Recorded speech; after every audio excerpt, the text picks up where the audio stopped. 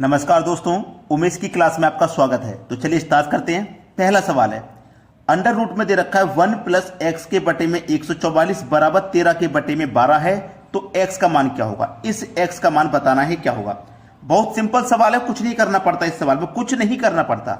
आप देखिए 12 के सामने क्या है 144, 12 के सामने क्या है 144, 144 मतलब 12 का स्क्वायर दिया गया है 12 के सामने। तो 13 के सामने क्या होगा, 13 का स्क्वायर होगा। 13 के सामने 13 का स्क्वायर होगा। ध्यान रखना, जब 12 के सामने 12 का स्क्वायर है तो 13 के सामने 13 का स्क्वायर होगा। अब इसको करते कैसे, ध्यान रखना।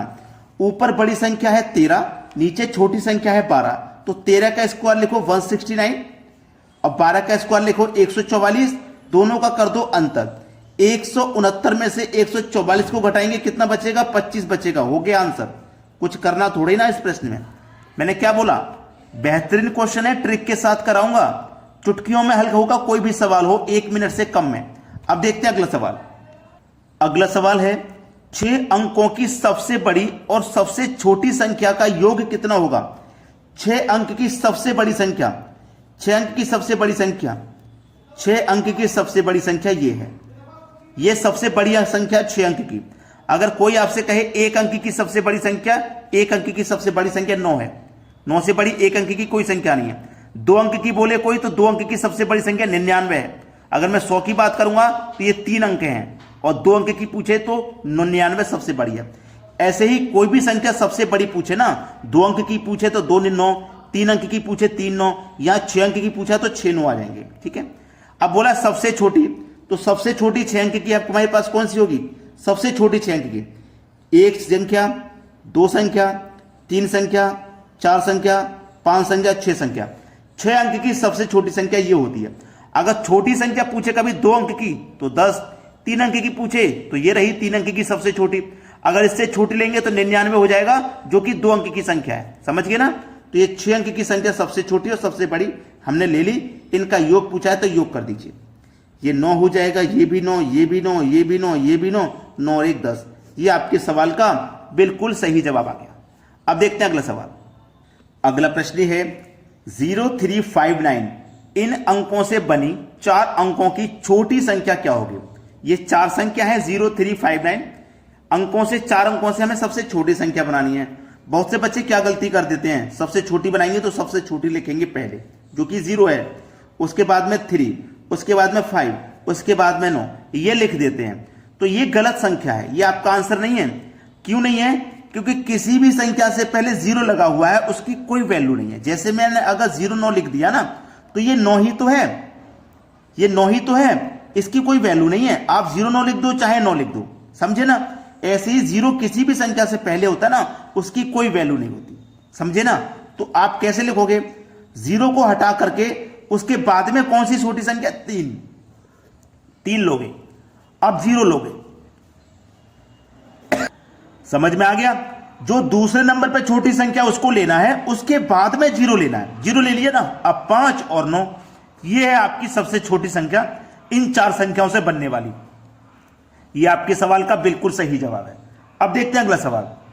अगला प्रश्न है 1 से 10 तक के घनों का योग क्या होगा। देखो यहां पे तो 1 से लेके 10 तक है, 1 से लेके 50 भी हो सकता है, 60 भी हो सकता है, 100 तक भी हो सकता है। लगातार संख्याओं के घन का योग है ये। 1 का घन, 2 का घन, 3 का घन, ऐसे ही कहां तक जाना है, हमें 10 के घन तक जाना है। तो ये प्राकृतिक संख्या ही तो है। प्राकृतिक संख्या के घनों का योग आपको निकालना है। तो हम एक फॉर्मूला आपको बता रहे हैं, नोट कर लीजिए। n into n plus 1 divided by 2, और इस पूरे का क्या करना है, होल स्क्वायर करना है। ठीक है। चलिए n का मान आपको पता है कितना है, 10, तो आप 10 लिखोगे। n का मान 10 है, 10 में जोड़ेंगे 11, ठीक है, 11 हो जाएगा, ये 11 हो जाएगा। और बटे में कितना है, 2। अब 2 से काटोगे 10 को तो ये 5 बार में कटेगा, 5 का पे 11 से कर दो 55। तो इस पूरे ब्रैकेट का मान 55 आ गया, और 55 का आपको क्या करना है, होल स्क्वायर करना है ना, होल स्क्वायर, क्योंकि ऊपर होल स्क्वायर है। तो 55 का स्क्वायर अगर आपको याद है तो डायरेक्ट लिख दीजिए 3025। अगर याद नहीं है तो फिर आपको स्क्वायर निकालना पड़ेगा मल्टीप्लाई करके। ठीक है। ये आपके सवाल का सही जवाब है। जब याद नहीं है तो फिर आप क्या करते, 55 गुने 55 करते, तभी तो आपका निकल के आता। अगर याद है तो डायरेक्ट हो जाएगा। अब देखते हैं अगला सवाल। अगला प्रश्न है एक्स वाई बराबर X plus Y plus root X Y है तो 6 गुने 24 का मान क्या होगा? बहुत अच्छा सवाल है। देखिएगा, हमें एक चीज पता है, ध्यान रखना, हमारे पास ये 6 है और ये 24 है। ये 6 और 24 क्या है? ये x है और ये y है, यानी कि x का मान और y का मान हमें दिया गया है। x का मान दिया गया है 6, y का मान दिया गया है 24, दोनों का गुना करना है। बराबर x का मान 6 है प्लस y का मान 24 है प्लस x का मान 6 और y का मान 24, ये हमें सब दिया गया है। चलिए, 6 गुने 24 बराबर 6 और 24 को अगर जोड़ेंगे तो ये 30 हो जाएगा, प्लस 6 और 24 का मल्टीप्लाई करेंगे तो ये 144 हो जाएगा। ठीक है, 6 गुने 24 बराबर 30।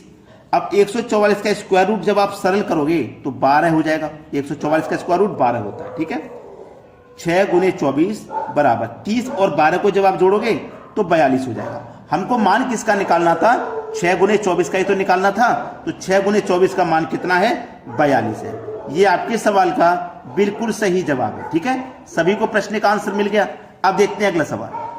अगला सवाल है, दो संख्याओं का योग 20 है और उनका गुणनफल 96 है, तो संख्याओं के बीच का अंतर क्या होगा? देखिए, दो संख्याएं कोई, ये पहली संख्या हो गई, ये दूसरी संख्या हो गई। अब हमसे बोला है कि दो संख्याओं का जो योग है वो 20 है, यानी कि ये जो दोनों संख्या है ना, इनका योग आना चाहिए 20। इन दोनों संख्याओं का योग 20 आना चाहिए।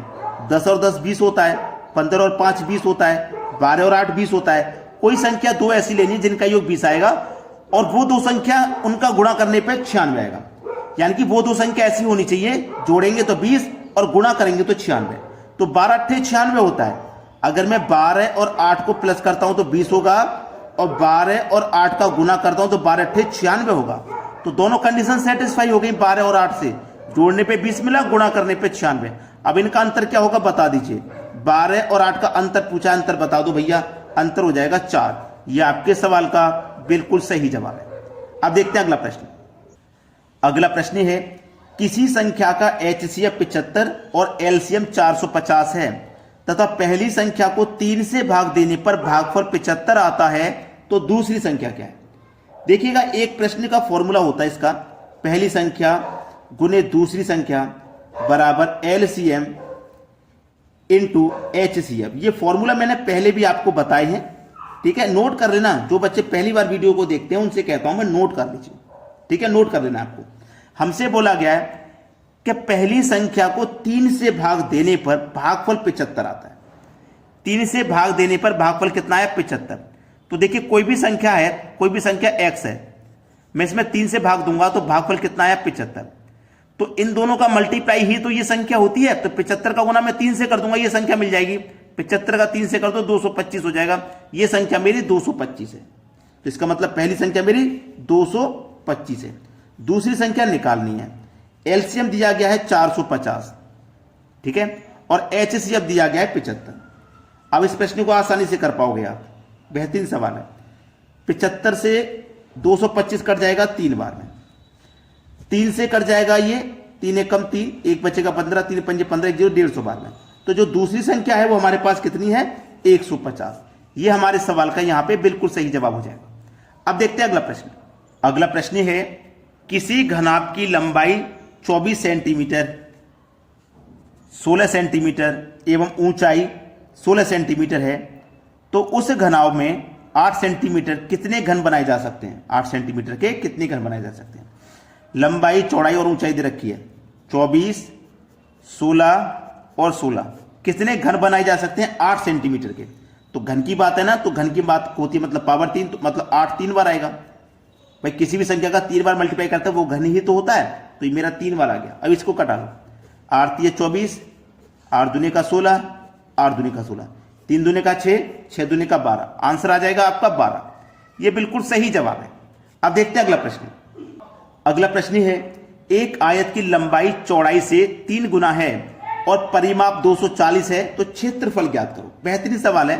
ये सवाल मैं आपको होमवर्क के लिए दे रहा हूं। आपका जो भी आंसर आएगा मुझे कमेंट करके जरूर बताइएगा।